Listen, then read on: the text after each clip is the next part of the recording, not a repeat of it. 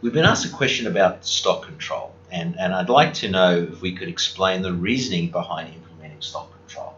Now, the common thought with why we have stock control is obviously to manage the costs of our inventory, which it absolutely is. We would like to know at any point in time how much dollar value of inventory do we have in stock, because inventory costs us money. We have storage costs, and we have depreciation costs, and we have interest on the purchasing costs, and we have all sorts of costs, capital costs and so on with stock control. And that's fine and that's great, but stock control goes much further than just managing the costs of stock on jobs. So let's talk, for example, about widgets. We have 500 widgets in stock in the main store, in various vans out in the field. We've got 10 vans out in the field, and in this particular case, Joe's out in his van and he needs a widget for a job. He doesn't have any widgets in his van. So what's Joe going to do? Well, if we don't have stock control, he could get on the phone, I guess, and start ringing around and asking people if they have widgets available. You know, does the storeman have a widget? If they have a storeman, does whatever. But what he's probably not going to do that. What he's probably going to do is just get in his car and go down to the hardware store and go and buy a widget. So you've got 500 widgets sitting elsewhere, but he's gone and bought a widget because he doesn't know where the widgets are. Now, with stock control implemented, he could do an inquiry for widgets, and it could show them exactly where the widgets are. And he could notice that Fred, who's doing another job just a couple of kilometres down the road, happens to have some widgets in his van. And he could therefore, rather than go and purchase the widgets, go and meet Fred and get some widgets out of his van and go and use those on the job.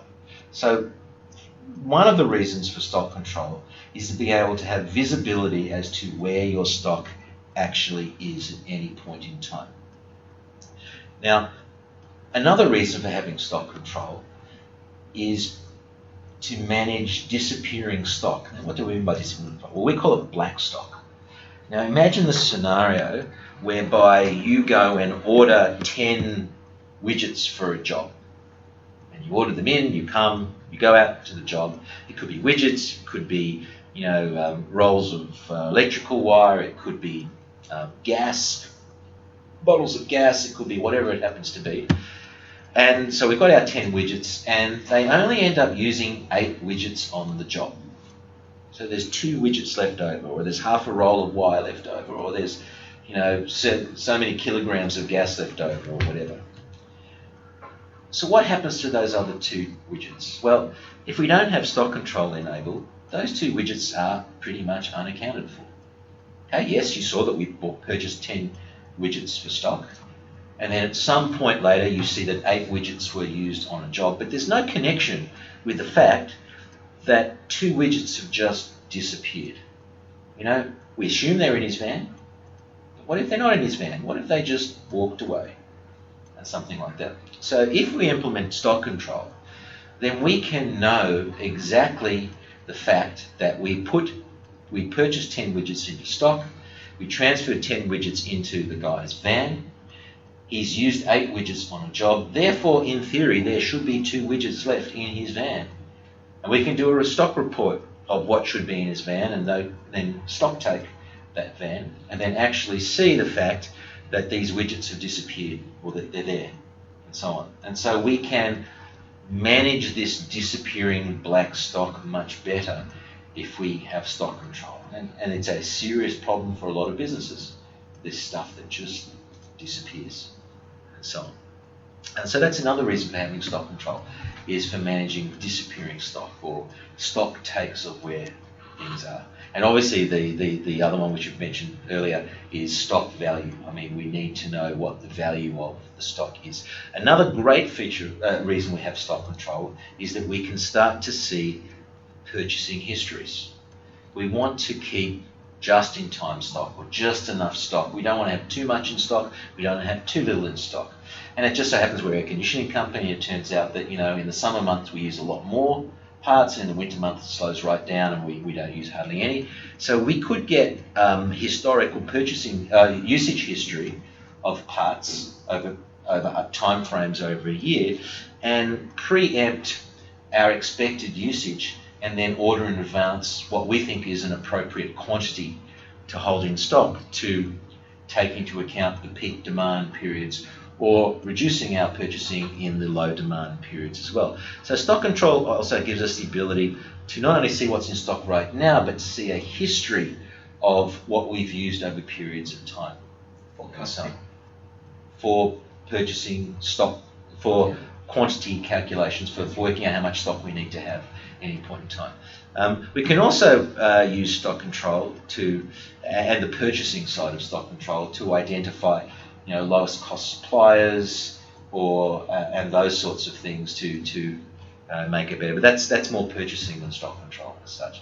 So there's so another reason we would use stock control is to manage the processes within an organisation.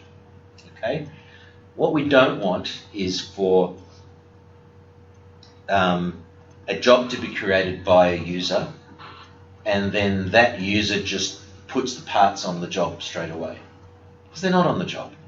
Someone still has to go pick it out of the store, give it to the tech has to drive to the site, put the parts on, use it, and so on.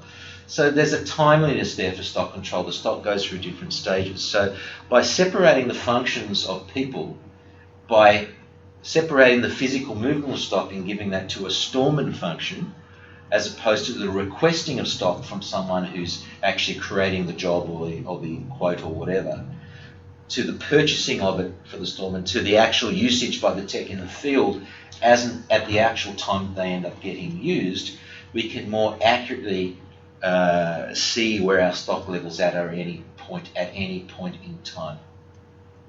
So there's this workflow of timeliness where stock flows from one state to another, that stock control can also handle.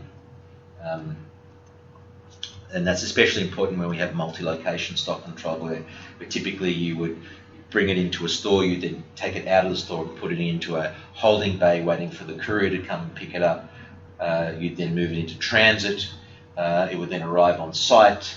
So then you'd move it to the client's location. There could be various stages at which the stock will move from location to location. That's quite advanced stock control, but still, that's another reason why you would implement stock control. You could also have stock not at main locations, but within bins. And you may want to just use stock control to know where something is to go and get it.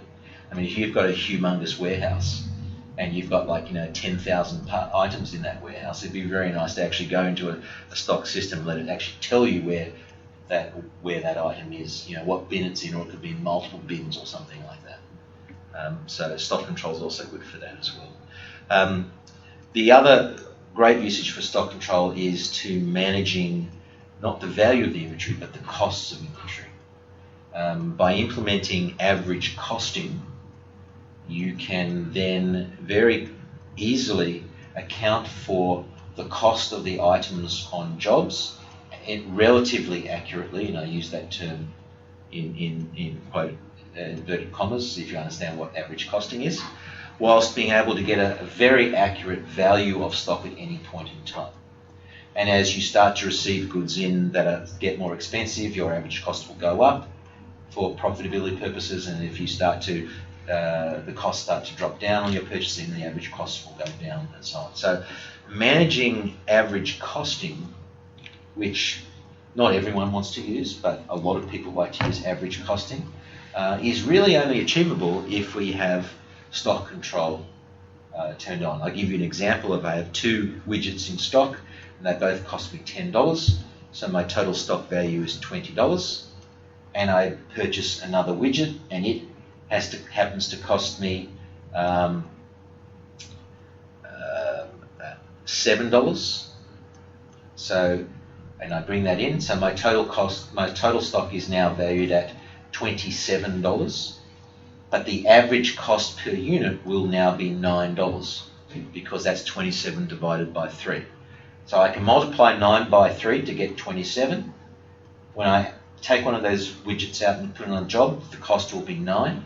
That 9 is not actually an actual cost of anything, but it's an approximation of cost across your entire inventory. I can only do that if I have average costing, and I can only do average costing if I actually have stock control enabled. So, and there's probably a whole bunch of other reasons why we would have stock control as well. So it's far more than just getting a value of inventory. It actually helps you to manage your inventory, manage your costings, your profitability, your movement of stock, your workflows, your processes, and that sort of thing. Here's the catch. Not a lot of people implement stock control. Why don't they? Any ideas why they don't? A lot of people don't implement stock control. It's complicated. It's complicated. Time-consuming. It's complicated. It takes effort. It takes time. It takes procedures and processes, and a lot of businesses that take on TSM are in such a mess that that's the last thing they want to think about. That's way down their list of priorities in terms of what they want to fix up. So not everyone implements stock control because it's tough to implement stock control.